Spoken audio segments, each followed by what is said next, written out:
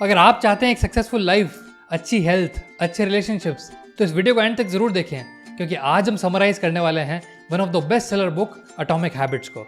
James clear का कहना है, हम आज जहां पर भी हैं अपनी हैबिट्स की वजह से हैं।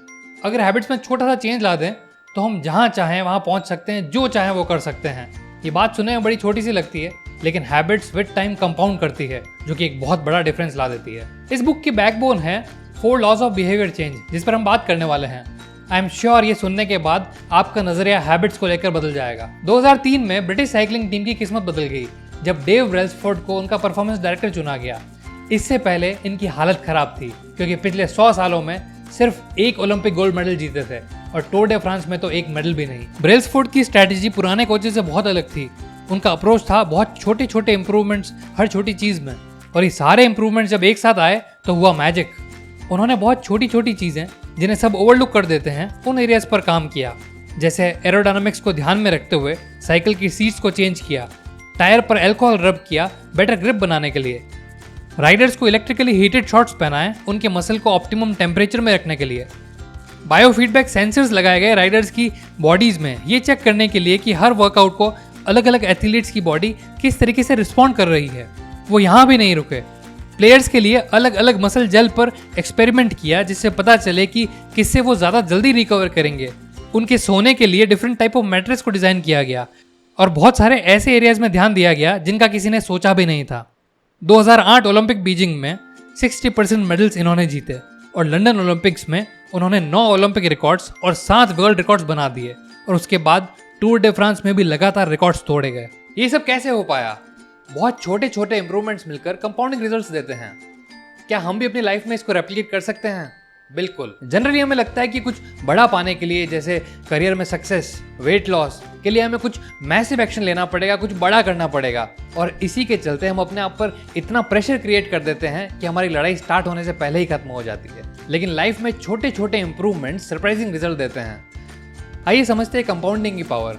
अगर हम हर दिन सिर्फ 1% इंप्रूव करें तो साल की एंडिंग में हम 37 टाइम्स इंप्रूव कर जाएंगे, जहां से हमने स्टार्ट किया था। एंड थैंक गॉड ये प्रोसेस इतना स्लो है। अगर ये फास्ट होता तो सोचिए एक बार जंक फूड खाने में हमारी क्या हालत होती है। एक सिंगल डिसीजन डिसमिस इजीली हो जाता है, लेकिन हैबिट्स बिल्डअप करती है। एक छोटी सी हैबिट जो हमारी लाइफ में कितना चेंज ला सकती है, वो हम समझते हैं एक एरोप्लेन के रूट से। एरोप्लेन का सिर्फ 3 डिग्री से अगर फेस चेंज हो जाए, जो फ्लाइट दिल्ली से नेपाल पहुंचने वाली थी वो बंगाल पहुंच जाएगी। इतना इंपॉर्टेंट है हमारी छोटी छोटी हैबिट्स, हमारी लाइफ को एक नए डायरेक्शन में ले जाएगी। जहां आज आप हैं और जो बनना चाहते हैं, इसके बीच का जो डिफरेंस है, इसको कम करना या बढ़ाना हमारे हैबिट्स के हाथ में है। इसीलिए हमारा फोकस रिजल्ट पे नहीं, हैबिट्स पर होना चाहिए। हमारी डेली हैबिट्स बहुत कुछ चेंज ला सकती है, इसलिए लाइफ के फंडामेंटल्स कभी नहीं बदलते। एक स्कल्प्टर जब एक पत्थर पर हथौड़ा मारता है तो 100 बार मारने पर वो नहीं टूटता, और 101वीं चोट पर वो टूट जाता है। इसका मतलब ये नहीं कि वो पिछले 100 बार वैल्यूएबल नहीं थे। हर एक चोट इक्वली इंपॉर्टेंट एंड वैल्यूएबल थी। हमें ज़्यादातर यही सिखाया गया है कि लाइफ में सक्सेसफुल होना है तो उसके लिए गोल सेटिंग होनी ज़रूरी है, लेकिन गोल्स के साथ कुछ प्रॉब्लम्स है। जैसे प्रॉब्लम नंबर 1, विनर्स और लूजर्स का गोल हमेशा सेम होता है। अगर गोल से सक्सेस मिलती तो सबको मिलनी चाहिए थी।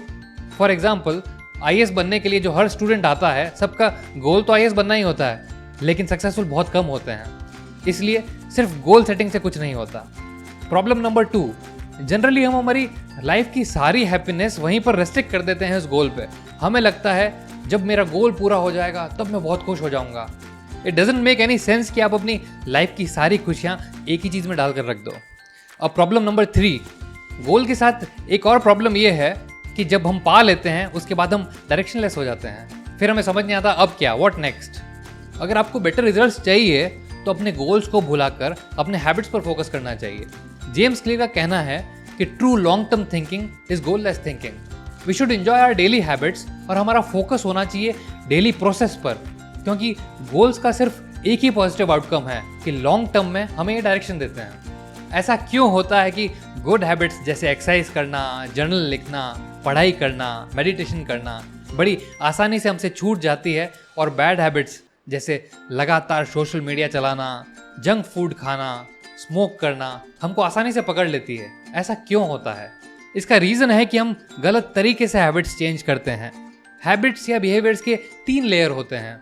नंबर 1, आउटकम बेस्ड हैबिट, जहां हम सोचते हैं कि मुझे 6 पैक एब्स बनानी है, एक अट्रैक्टिव सी बॉडी बनानी है, इसलिए मुझे जिम जाना है। ये होती है आउटकम बेस्ड हैबिट, जहां हमारा सीधा फोकस रिजल्ट पर रहता है। Second, process habits. Process habits generally हम सोचते हैं कि इस पर्टिकुलर टाइम पे मैं जिम जाऊंगा रोज या फिर पढ़ाई करूंगा, यहाँ पर ज्यादातर हैबिट्स प्रोड्यूस होती है। थर्ड लेयर है जो कि सबसे ज्यादा इंपॉर्टेंट है, ये है आइडेंटिटी बेस्ड हैबिट्स। यहाँ पर इंसान अपने आप के साथ एक रेपो बिल्ड करता है, जैसे आई एम एन एथलीट इसीलिए मुझे जिम जाना है। इस पे एक और बड़ा अच्छा एग्जाम्पल है, 2 स्मोकर्स है A एंड B जिन्होंने नई नई सिगरेट छोड़ी है। A को जब उसका फ्रेंड ऑफर करता है सिगरेट तो वो कहता है नो थैंक्स, मैं अभी सिगरेट छोड़ने की कोशिश कर रहा हूँ। और जब B को उसका फ्रेंड सिगरेट ऑफर करता है तो वो कहता है no thanks, I am not a smoker. Second case में कंप्लीटली आइडेंटिटी शिफ्ट हो चुका है और वापस सिगरेट पीने की पॉसिबिलिटी सेकेंड केस में बहुत कम है। हम जनरली मोटिवेट होकर कोई अच्छी हैबिट स्टार्ट कर तो देते हैं, लेकिन वो हमारे साथ तभी चलती है जब वो हमारी आइडेंटिटी का पार्ट बन जाती है। अगर हम हमारी किसी हैबिट के लिए बहुत प्राउड फील करते हैं तो वो हमारी आइडेंटिटी का पार्ट बन जाती है और वो हमारे साथ लंबी चलेगी। फॉर एग्जाम्पल, गोल एक बुक रीड करना नहीं है, एक रीडर बनना है। गोल एक म्यूजिक इंस्ट्रूमेंट सीखना नहीं है, एक म्यूजिशियन बनना है। कई बार हम कुछ नेगेटिव बिहेवियर को अपनी आइडेंटिटी का पार्ट बना लेते हैं और ऐसे ऐसे स्टेटमेंट्स बोलते हैं जिससे हमारा खुद का बहुत नुकसान होता है। जैसे, यार मेरी मैथमेटिक्स बिल्कुल अच्छी नहीं है, मैं किसी चीज़ पर फोकस नहीं कर पाता, मैं रास्ते अक्सर भूल जाता हूँ। ये स्टेटमेंट्स बोलकर और ऐसी बात बोलकर हम अपनी आइडेंटिटी को डिस्ट्रॉय करते हैं और हमारा माइंड इसे कमांड समझकर वैसे ही रिजल्ट प्रोड्यूस करता है और माइंडेड इसको बदलना बहुत मुश्किल हो जाता है। जेम्स क्लियर का कहना है कि हमारे पास हमारी हैबिट्स का स्कोर कार्ड होना चाहिए, जहां हम अपनी good habits and bad habits को नोट कर सकें। पहले हम आते हैं कि बैड हैबिट्स को छोड़ने का तरीका क्या है। Pointing and calling method. Japanese railway system दुनिया का सबसे बेस्ट माना जाता है। वहाँ के रेलवे एम्प्लॉयज़ की एक हैबिट है नोटिस करने वाली। ट्रेन का ऑपरेटर जब सिग्नल ग्रीन होता है तो वो माइक पर कहता है सिग्नल ग्रीन है। जब ट्रेन चलने लगती है तो ऑपरेटर ट्रेन की स्पीड अनाउंस करता है। जब ट्रेन चलने वाली होती है तो टीसी चेक करके अनाउंस करता है कि ऑल क्लियर। बेसिकली हर डिटेल को आइडेंटिफाई करके लाउडली बोला जाता है। इसके चलते एरर्स 85% तक कम हो गई एंड एक्सीडेंट्स 30% कम हो गए। Pointing and calling out technique effective इसलिए है क्योंकि हमारी अनकॉन्शियस हैबिट्स को कॉन्शियस लेवल पर लेकर आती है।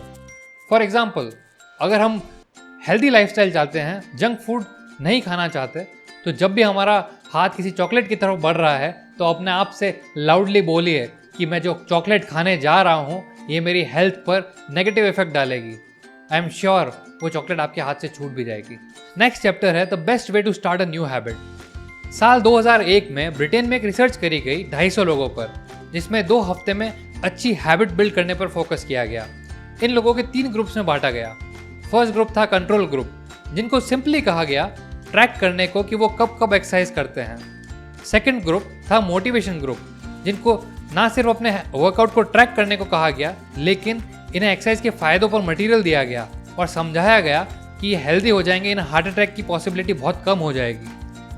थर्ड ग्रुप, इन्हें सेकंड ग्रुप को जो प्रेजेंटेशन दिया गया था और जो मोटिवेशन दिया गया था वो इनको भी दिया गया, लेकिन साथ ही इनको कहा गया प्लान बनाने को कि आने वाले टाइम में कब और कहाँ एक्सरसाइज करने वाले हैं। जैसे नेक्स्ट वीक में मैं कम से कम 20 मिनट तक एक्सरसाइज करूंगा शाम को 6 बजे घर के लॉन में। अब आई रिजल्ट्स की बारी, तो फर्स्ट ग्रुप में लगभग 35% लोगों ने एक्सरसाइज की एटलीस्ट एक बार नेक्स्ट वीक में। सेकंड ग्रुप में जिनको बहुत मोटिवेट किया गया था उसका कोई खास रिजल्ट नहीं आया, इनका भी फर्स्ट ग्रुप जैसा ही रिजल्ट था। बट थर्ड ग्रुप में ऑलमोस्ट 91% लोगों ने एक्सरसाइज की नेक्स्ट वीक में। साइकोलॉजिस्ट ने इस कॉन्सेप्ट को इम्प्लीमेंटेशन इंटेंशन का नाम दिया है, जहां हम डिटेल्स में प्लान बनाते हैं कि हमें इसे कब और कहां करना है। जनरली हम सोचते हैं कि मैं पढ़ने जाऊंगा या एक्सरसाइज करूंगा, लेकिन हमारे प्लान में हम 2 चीज़ें तो डालते ही नहीं, कब और कहां। When and where is the most important element. अगर आप श्योर नहीं हैं तो हम फर्स्ट डे सिलेक्ट कर सकते हैं, वीक का, मंथ का या फिर ईयर का, क्योंकि इन टाइम्स पे हमारी होप्स हाई रहती है और हैबिट को स्टार्ट करने की प्रोबेबिलिटी भी बढ़ जाती है। नेक्स्ट कॉन्सेप्ट है हैबिट स्टैकिंग, जिसे बीजे फॉग ने क्रिएट किया था। जब भी हम कोई नई हैबिट स्टार्ट करना चाहते हैं तो हम इसे अपनी पुरानी हैबिट के साथ कनेक्ट कर सकते हैं। फॉर एग्जाम्पल, जब भी मैं सोने जाऊंगा तो मैं बुक के 2 पेजेस पढ़ूंगा क्योंकि बुक मेरा बेड में वेट कर रही है। जब भी मैं ऑफिस के शूज़ खोलूंगा तो अपने वर्कआउट शूज़ पहनूंगा एंड एक्सरसाइज करूंगा। जब भी मैं मॉर्निंग में अपना कंप्यूटर स्टार्ट करूंगा तो अपने काम के लिए गॉड को थैंक यू बोलूंगा। जब भी मैं सुबह कॉफ़ी का पहला कप भरूंगा तो 1 मिनट तक मेडिटेशन करूंगा और दिन की टू डू लिस्ट लिखूंगा। अब हम बात करने वाले हैं 4 लॉज ऑफ बिहेवियर चेंज के बारे में। फर्स्ट लॉ है एनवायरनमेंट। बेसिकली मोटिवेशन बहुत ज़्यादा ओवररेटेड टॉपिक है, लेकिन अगर असल में कुछ मैटर करता है तो वो है आपका एनवायरनमेंट।